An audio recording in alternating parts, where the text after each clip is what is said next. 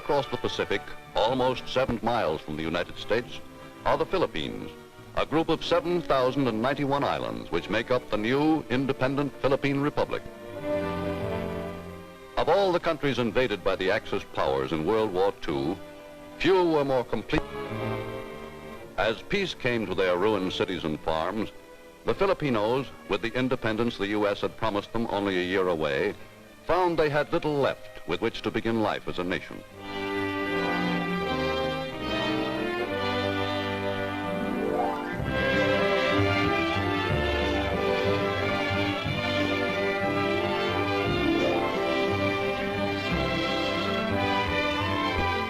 The 43 different racial groups, with no common culture or tradition, the Philippines became a Spanish possession following their discovery by Magellan in 1521. Entirely dominated by their Spanish rulers, the Filipino people in 3 centuries made little economic or political progress.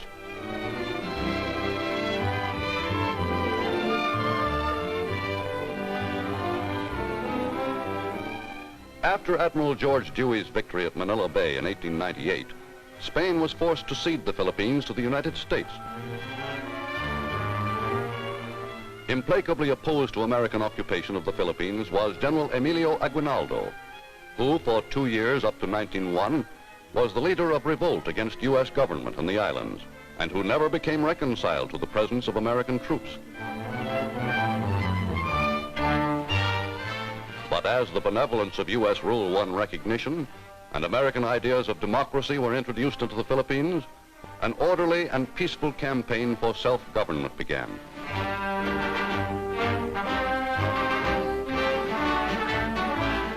Staunchest champion of the Philippine independence movement for over a quarter of a century was the late Manuel Luis Quezon, who by 1934 had secured from the U.S. a Commonwealth status for the Philippines and the promise of complete freedom by 1946. For his services in the struggle for independence, grateful Filipinos in 1935 elected Manuel Quezon as first president of their new Commonwealth.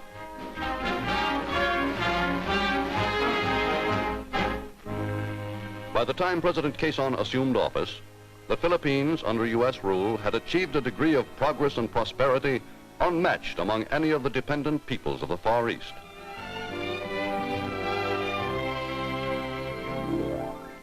But this prosperity was not widely distributed, and the living standard of the masses of Filipinos was high only in comparison with the rest of the Orient. Mainstay of Philippine economy was agriculture, with rice as the one big food crop.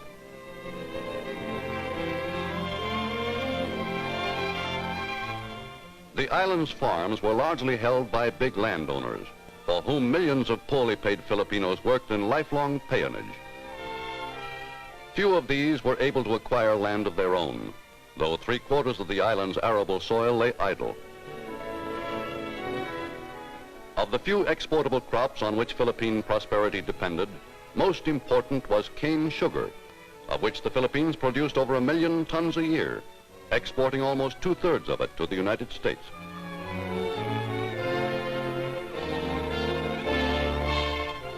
Another major source of income in the islands was the growing of abaca and its processing into Manila hemp. A strong fiber found only in the Philippines, hemp is converted into a rope of outstanding quality in demand throughout the world.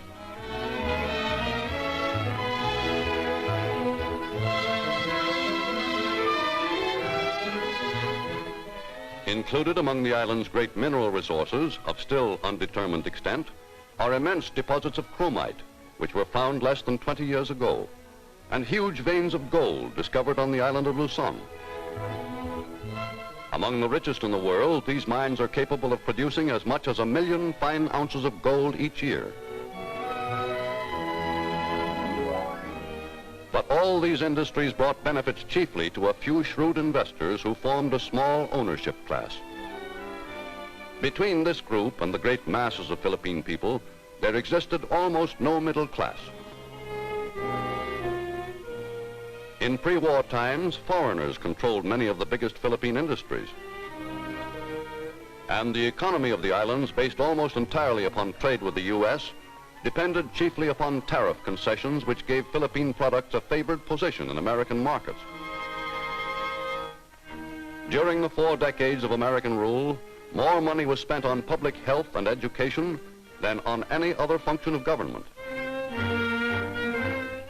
An almost universal illiteracy was greatly reduced through the establishment in every village and town of at least one primary school, with much of the teaching modeled after U.S. methods of progressive education.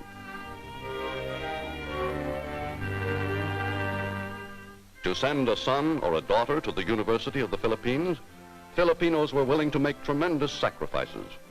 For the ambition of most families was to have at least one girl or boy graduate into some respected business or profession.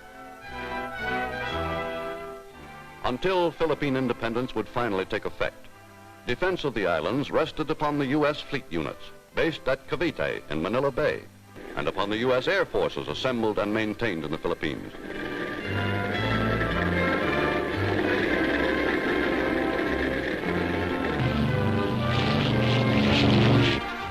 But Filipinos knew that from the day their freedom became an accomplished fact, the responsibility for national defense might well be theirs. General Douglas MacArthur, who with Major Dwight Eisenhower as his assistant commanded American forces in the Philippines, was the man President Quezon chose to head the new Philippine military establishment. MacArthur set out on a program by which he hoped, within 10 years, to have a trained army of 300,000, capable of holding off any threatened invasion.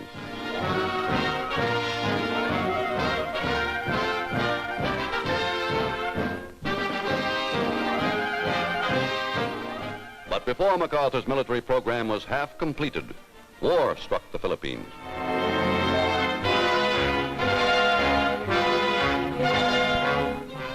Within 5 months, Japan overwhelmed the few thousand ill-equipped American and Filipino troops defending the islands. And in place of the Americans, who had governed with justice and who promised freedom, came the Japanese, who governed by the sword and offered nothing but slavery.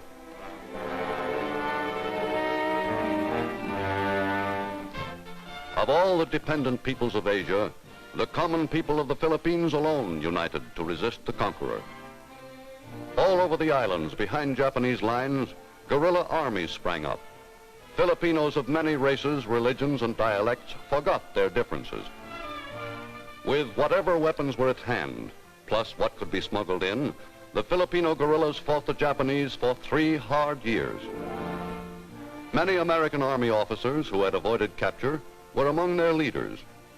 To these, the Filipino guerrillas funneled military information which proved invaluable to U.S. operations in the Pacific.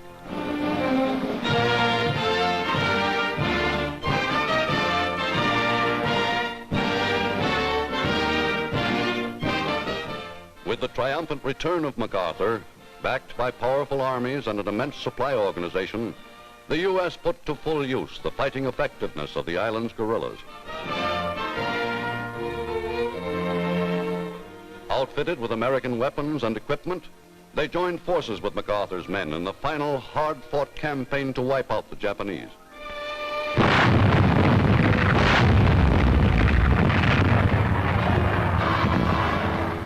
Within 9 months of the first landing on Leyte, U.S. forces had virtually completed the liberation of the island.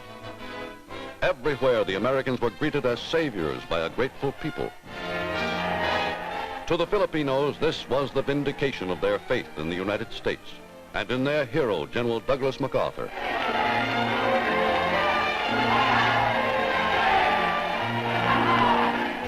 After 3 long years of slavery, the Philippine people could once again live in freedom. And to their American allies, beside whom they had fought so valiantly, they looked hopefully for aid in peace as they had in war.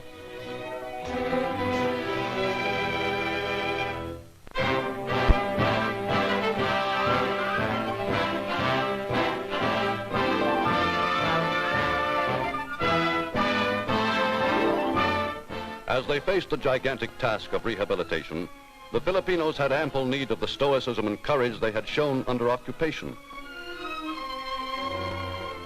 With supplies drastically depleted, food allowances had to be restricted to the barest minimum.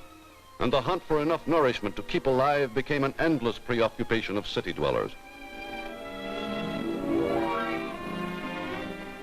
To start the monumental task of reconstruction, as well as to create employment, the Philippine government set out, with the help of the U.S. Army, to enroll available workers in a temporary labor pool. Thousands of men signed up for an intensive course of training in American Army engineering methods and were employed all over the islands, clearing the debris of war to make way for the establishments of peace.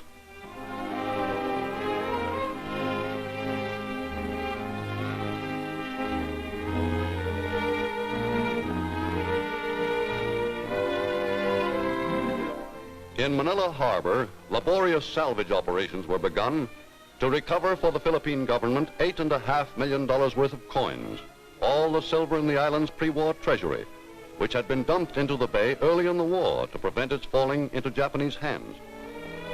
For months, Army and Navy divers worked in 20 fathoms of water to reclaim the treasure, which had lain there since before the fall of Corregidor.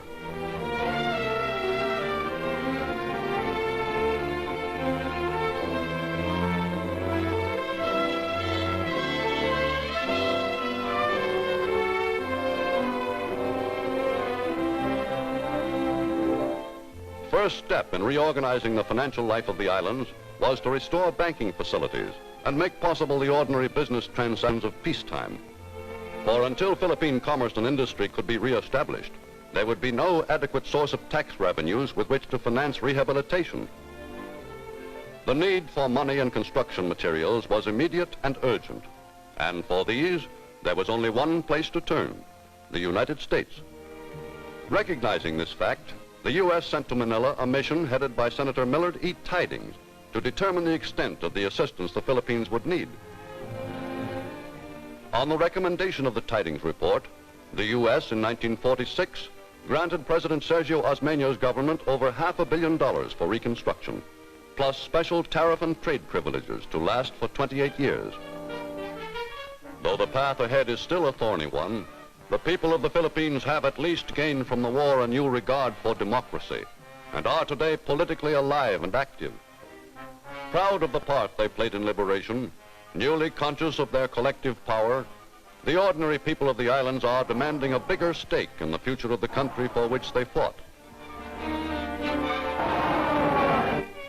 Voting for a president to lead their infant republic through its first 4 critical years of independence, the Philippine people chose Manuel Acuña Rojas, long the leader of the Insular Senate.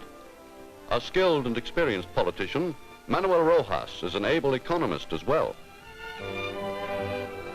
With freedom at last, and with the sorely needed financial and economic assistance of the U.S. already theirs, the 18 million citizens of the Philippines are today setting out on the high road of independence. Aware as never before of their national identity, they are determined to make for themselves a respected place in the family of free and independent nations.